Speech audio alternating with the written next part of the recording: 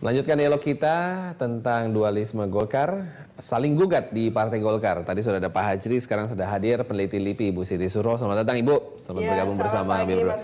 Tadi Pak Hajri mengatakan bahwa di awal sebetulnya sudah ada warning dari beliau kepada kubu-kubu yang bertikai bahwa stoplah, supaya bisa rekonsiliasi jangan sampai merembet ke bawah, kurang lebih seperti itu. Nah, melihat perkembangan terakhir ini bagaimana pendapat Ibu? Memang apa yang dipikirkan Mas Harjanto tadi itu, dia salah seorang yang pemikir ya. Apalagi partainya Pak Harjanto hari ini kan partai of ideas. Jadi pemikiran tadi itu tidak cukup didukung oleh banyak pemikir-pemikir lain di internal, sehingga pressure dari luar juga kurang. Karena memang Golkar juga tidak boleh egois. Golkar ini kan partai, jadi partai Golkar, bukan hanya functional group Golkar seperti zaman bahula gitu ya. Dia functional group yang selalu di kekuasaan. Ini partai. Jadi partai itu harus mencerminkan bagaimana sebagai rumah demokrasi ada kontestasi. Itu yang kita harapkan, kita bisa menyaksikan bersama ada pemilihan ketua umum yang dilakukan secara transparan, secara akuntabel, dan betul-betul bisa diikuti oleh memang kader-kader yang memiliki kualifikasi. Kan harusnya seperti itu. Kalau itu halnya tidak perlu sebetulnya ada dorongan yang luar biasa terhadap aklamasi. Jadi meyakinkan bahwa seseorang calon memenuhi suara yang utuh gitu ya, bulat. Lah ini tidak boleh, karena demokrasi itu selisih satu pun menang kok gitu ya.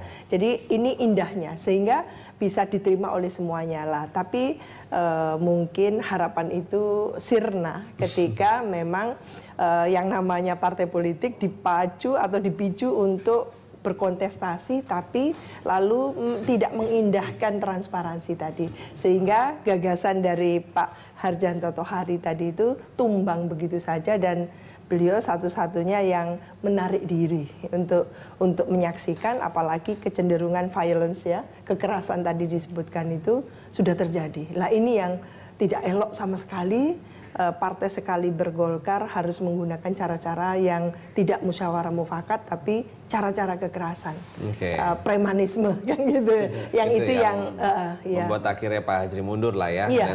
Pak, berusaha ada dua kubu, lalu islah, tapi kemudian ada gugatan, terus kemudian akhirnya ini gugat balik. Berarti ini semakin berat dong Pak?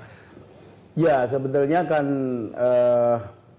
ketika Munas tetap berlangsung, Bali dan Jakarta, dan melahirkan dualisme DPP, itu penyelesaiannya kan cuma tiga saja, tiga cara. Yang pertama dengan melalui mahkamah partai, yang kedua dengan pengadilan, artinya menyelesaikannya di meja hijau di pengadilan, yang ketiga melalui rekonsiliasi atau islah.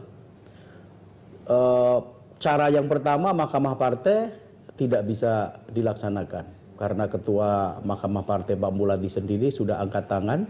Oleh karena bukan hanya mahkamah partai, ada dua juga, tetapi beberapa anggota di mahkamah partai juga sudah mengundurkan diri atau tidak masuk lagi dalam kepengurusan mahkamah partai. Maka itu tidak bisa dilakukan, angkat tangan. Yang kedua melalui pengadilan, dan itu akan mengakibatkan proses yang sangat panjang dan berkepanjangan.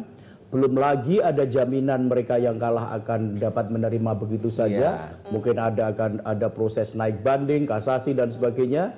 Kalau keadaan seperti itu, maka status quo, artinya DPP Partai Golkar tidak bisa mengeluarkan kebijakan-kebijakan politiknya. Dan sekarang itu yang terjadi karena kedua pihak saling menggugat ke pengadilan, dan itu pasti akan memakan waktu yang sangat panjang. Cara yang ketiga adalah islah atau rekonsiliasi, yang saya gagaskan adalah melalui Munas gabungan, Munas rekonsiliasi. Itu cara yang bermartabat, terhormat, dan sesuai dengan kebesaran dan pengalaman panjang yang dimiliki oleh Partai Golkar sebagai sebuah partai besar. Sebuah partai besar dan berpengalaman mestinya mempunyai mekanisme diri untuk menyelesaikan persoalan yang ada dalam dirinya sendiri. Sebuah partai besar sangat memalukan menyelesaikan persoalannya diserahkan kepada institusi atau lembaga di luar dirinya, yaitu pengadilan yang akan menjadi tontonan publik yang sangat tidak menarik. Maka saya menggagas sebuah Munas Rekonsiliasi. Munas Rekonsiliasi ini harus didahului dengan kesepakatan kedua belah pihak. Munas Rekonsiliasi tidak bisa diselenggarakan apabila salah satu dari kedua kubu itu tidak menyetujuinya, apalagi kalau dua-duanya tidak menyetujuinya. maka kesepakatan untuk islah dan kesepakatan untuk Munas Rekonsiliasi itu merupakan kondisio sine qua non, sesuatu yang harus ada dalam Munas Rekonsiliasi itu. Karena kalau dua-duanya tidak sepakat, maka apa yang disebut dengan Munas Rekonsiliasi itu nanti bisa saja menjadi Munas yang ketiga yang akan melahirkan DPP yang ketiga. Maka itu mutlak harus dilakukan. Maka yang pertama-tama yang menjadi kata kunci adalah bahwa kedua belah pihak itu memang bersedia untuk islah. Saya pada mulanya itu sangat optimis karena kedua-duanya membuat statement siap untuk islah. Artinya kalau siap untuk islah itu ya saling mengalah, saling menekan egonya, saling mencari win-win solution, saling menjaga sedemikian rupa agar tidak ada yang losing face misalnya gitu kan. Saya sangat optimis islah bisa dilakukan, apalagi pembicaraan mulai dilakukan antara dua kubu yang ada masing-masing punya juru runding. Saya sangat optimis, tapi ketika kemudian justru kedua kubu ini mengedepankan proses di pengadilan, maka saya menjadi pesimis dan saya rasa warga Partai Golkar yang berharap sekali agar islah segera dapat direalisasikan ini menjadi pesimis, dan saya khawatir bisa mendorong terjadinya apatisme di tubuh Partai Golkar.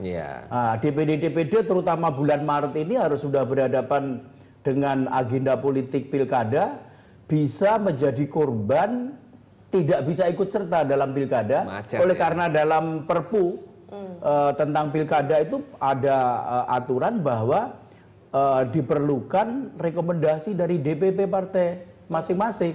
Sementara ini ada dualisme DPP partai dan ini jelas jika sampai bulan Maret itu islah tidak bisa dilakukan, sementara proses pengadilan juga belum bisa jalan, belum bisa menghasilkan ketetapan hukum yang bersifat tetap, maka sudah pasti DPD Partai Golkar tidak dapat ikut serta dalam 245 pilkada secara serentak tahun 2015. Oke, kita tahan di situ dulu. Kita akan melanjutkan dialog kita dalam Jurnal Pagi. Tetaplah bersama kami.